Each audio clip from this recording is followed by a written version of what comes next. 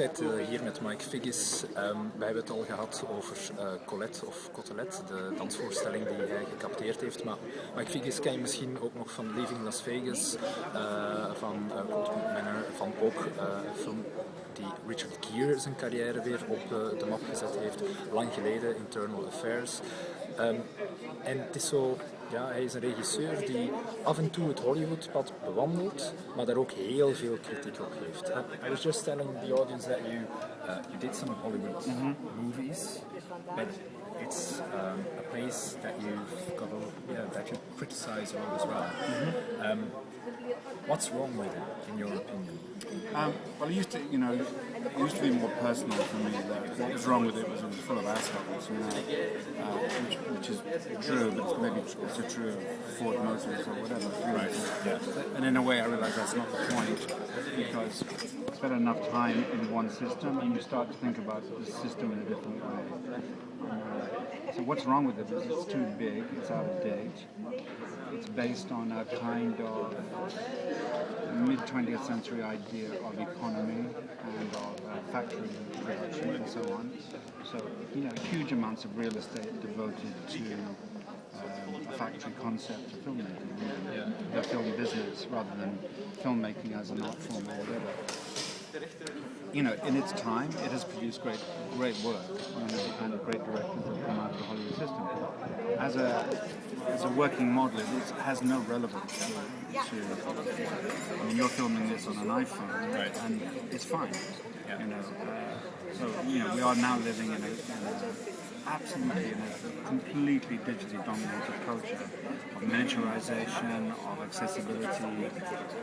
We communicate in a different way. And to the extent that now, I think not just me, but most people, when they look at Hollywood films, there's a kind of smell of it's out of date. And even American television has become far more interesting than American movies. Yeah, well, that was one of the questions I prepared earlier.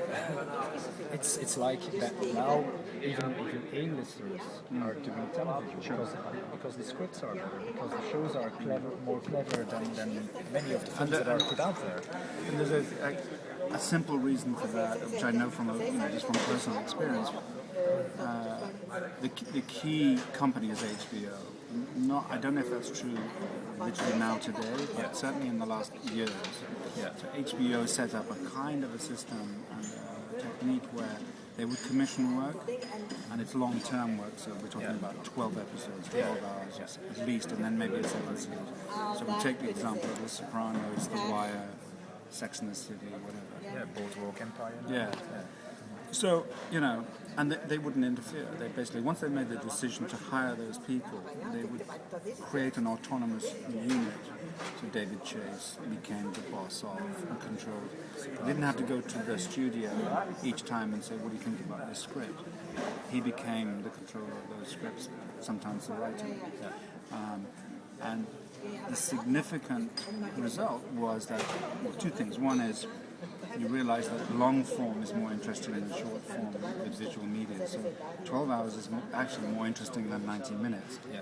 90 minutes is an arbitrary number that's come about from cinema owners and their idea that it's long enough to satisfy the audience, but we can do it 3 times so we can make money. Right, economics. But the length of a novel was never based on this kind of an economic paradigm. So already it's got a huge flaw in its system, which is you cannot base everything on capitalism.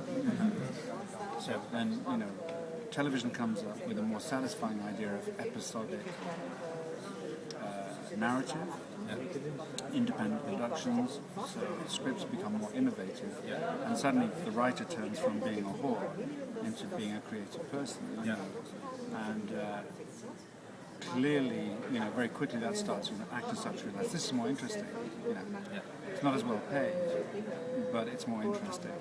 And then ultimately, of course, as the shift to television actually takes over, then actually it does become well paid as well. So economically, it also shifts as well.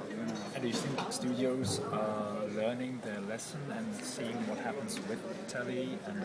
They're seeing it, and what they're trying to do is they, of course, as they always did, they try and steal and absorb cutting-edge ideas and then cram them into their formula. But because they're still ultimately based on the idea of a series of committees, which has now become the thing that also cripples them. Yeah. You know, so let's say the pinnacle of this is, let's say, Fatal Attraction or something like that, where studio committees and testing committees create a hit movie, and they kind of think, oh great, you know, we've got a formula. Yeah, you've got a formula for one movie, mate, you know. Yeah. And if you think you can repeat that formula, then you're dumber than you even I think you are, you know. Yeah. And so they are crippled by their own redundancy, Yeah. you know, I would say. A completely redundant system. Is this why you tend to do more off the grid kind of stuff? Yeah.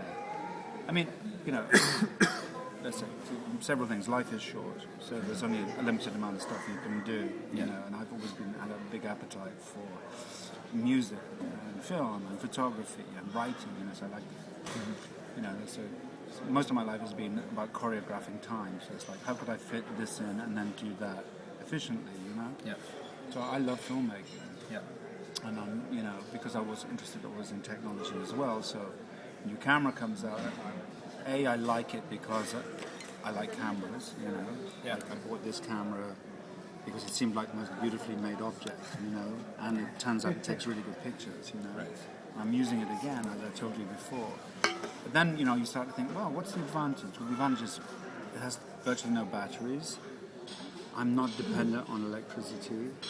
It's small enough to go in my bag, and it takes fantastic pictures. Actually, when I think about it,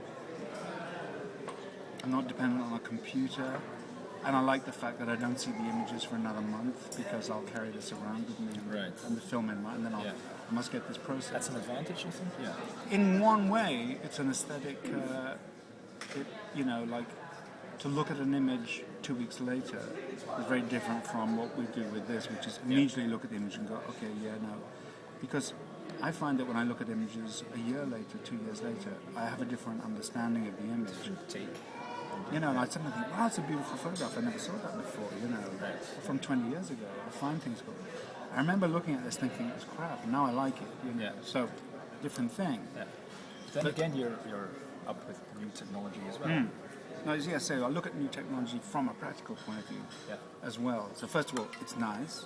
Secondly, oh, it's liberating. I can do this with it. That means I could do that film without having to spend as much money. Yeah. Like I've just found some new lights that run off AA batteries, and then they're just pieces of perspex with LEDs in them, and you can get them any size you like, and they have the same effect as using, let's say, you know, a lighting panel that would normally cost you, let's say, 2,000 euros, you know, and these are like 250 euros, you know, and they're so small I could put 4 of them into one bag, and then I just need to buy a bunch of AA batteries, Right. put them in little plastic shitty things. And the technology is green as well. Yeah, so and it's clean, and I have lighting. I can make a film. So then I find a camera that's this small. I go, wow, it all goes into one bag. Yeah. You know, I don't need a truck. So I've already cut down my expenses. My speed is better. My energy is better. So I've always looked at this technology from a point of view of what can you do. And going back to your question before, Hollywood is not capable of looking at technology in this way. If they see cheap, they get very frightened because cheap means they can't justify their own cost. Right. Yeah. You know, it's like a bank. It's much more important for a bank to have a debt of 2 billion, so it makes them look big, than to have a profit of £2,000. You know. Yeah. Well, let's hope that Hollywood sees the light eventually. I think it will just morph Right. quite organically into a series of smaller units, which it is anyway. But it will cease to be. I mean, even they have to see that economically this doesn't make sense. Yeah. You know, they will sell. The studios will be sold as real estate because they no longer are. They're not appropriate. Well, really enjoyed talking to you. I really hoped we had a lot of time more than we do now, but other journalists are waiting. But Okay. Thank you very much for your time. Pleasure.